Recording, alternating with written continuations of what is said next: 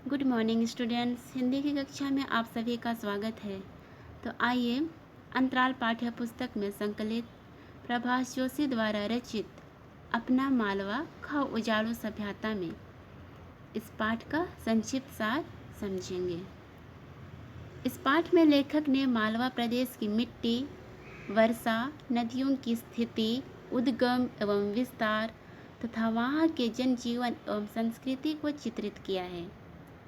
पहले के मालवा मालव धरती गहन गंभीर, डगडग रोटी पग पग नीर की। अब के मालवा नदी नाले सूख गए, पग पग नीर वाला मालवा सूखा हो गया है से तुलना की है। जो मालवा अपने सुख समृद्धि एवं संपन्नता के लिए प्रसिद्ध था, वही अब खाओ उजाड़ो सभ्यता में फंसकर उलझ गया है।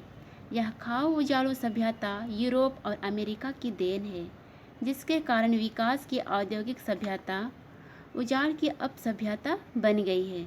इससे पूरी दुनिया प्रभावित हुई है और पर्यावरण बिगड़ चुका है। और इसी को लेखक ने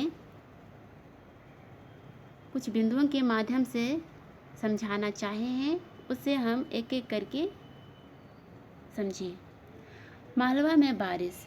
मालवा में जब बरसात की झड़ी लगी रहती है तो वहाँ के जनजीवन पर काफ़ी प्रभाव पड़ता है।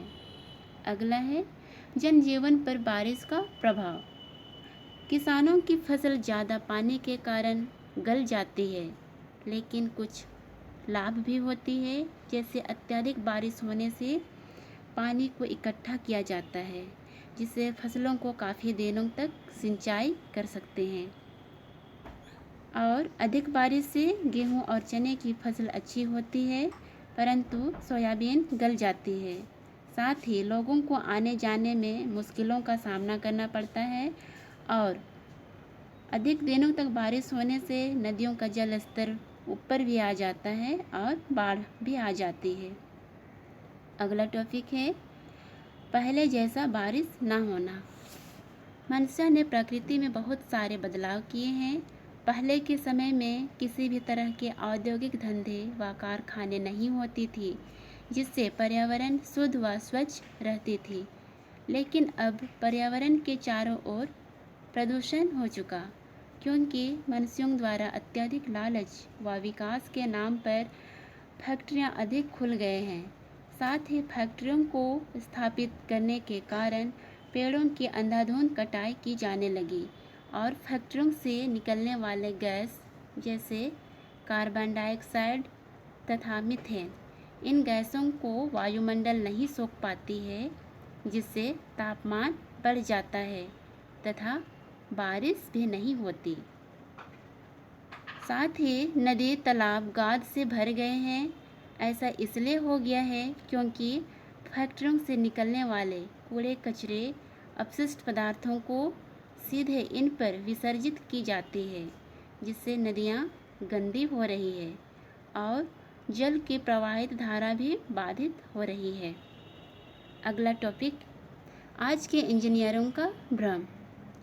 आज के इंजीनियरों का मानना है कि पश्चिमी शिक्षा अर्थात अमेरिका, यूरोप व अंग्रेज़ों की शिक्षा को बेहतर मानते हैं। उनका मानना है आज के समय में जिस प्रकार जल संरक्षण करते या पानी बचाते हैं, उसकी जानकारी हमें अंग्रेज़ों से मिली है या पश्चिमी देशों से मिली है। वो ऐसा मानते हैं कि पहले समय के लोगों में इसकी जानकारी नहीं थी, लेकिन यह उनका भ्रम है। पहले के समय में कुछ ऐसे राजा हुए, उन्हें राजाओं में से कुछ के नाम हैं विक्रमादित्य, भोज व मुंज, जिन्होंने जल संरक्षण के लिए बड़े बड़े तालाब व बावड़ी बनवाई। अगला है ओंकारेश्वर में नर्मदा पर बांध। लेखक ने जब देखा कि ओंकारेश्वर में नर्मदा नदी पर बांध बन रहा था, तो यह सीमेंट और कंक्रीट के विशाल राक्षस जैसा था, अर्थात पानी के वेग में रुकावट आई है। इससे लेखक को लगता है नर्मदा नदी बांध से चिढ़ी हुई है, चूँकि पहले की तरह बह नहीं पा रही है। अगला है नदियाँ गंदे पानी के नाले। मानव ने विकास के लिए नए नए प्रयोग किए और उद्योगों की स्थापना की, और उद्योगों से निकलने वाले कचरे को नदियों में प्रवाहित किए जाने से नदियाँ गंदे नालों में बदल गई है। साथ ही पूजा सामग्रियों को नदियों में फेंका जाता है। कुछ ऐसी नदियाँ जो गंदे पानी का नाले बन गई हैं, जैसे उन नदियों के नाम हैं शिप्रा, चंबल, नर्मदा, चोरल व पार्वती। अगला है पृथ्वी या वातावरण गर्म होने के कारण। वाहनों तथा उद्योगों का धुआं, इनसे निकले धुआं जहरीली होती है तथा वातावरण को प्रदूषित करती है। वायुमंडल इन्हें अवशोषित नहीं कर पाती, जिससे पृथ्वी गर्म हो जाती है, और गर्म होने से पृथ्वी का तापमान 3 डिग्री सेल्सियस बढ़ गया। अगला टॉपिक है औद्योगिकीकरण में यूरोप और अमेरिका की भूमिका। उद्योगों का सबसे अधिक विकास यूरोप और अमेरिका में हुआ। इन दोनों देशों ने नए नए प्रयोगों से वातावरण में हानिकारक गैसें फैलाई। ये देश अपनी इस जीवन शैली से समझौता नहीं करना चाहते। वे चाहते हैं कि अधिक से अधिक नए नए तकनीकों को प्रयोग करते हुए विकास करते रहेंगे। अगला अंतिम है वातावरण गर्म होने के प्रभाव। ध्रुवों की बर्फ पिघलने लगी तथा मौसम का चक्र बिगड़ना, अर्थात मौसम की जो निश्चित अवधि होती है उनका बिगड़ना।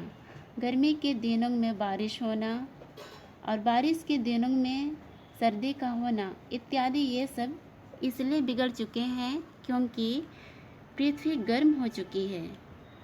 साथ ही साथ लद्दाख में भी बर्फ़ की जगह पानी गिरने लगा है और मालवा में कम बारिश होने लगी है। धन्यवाद।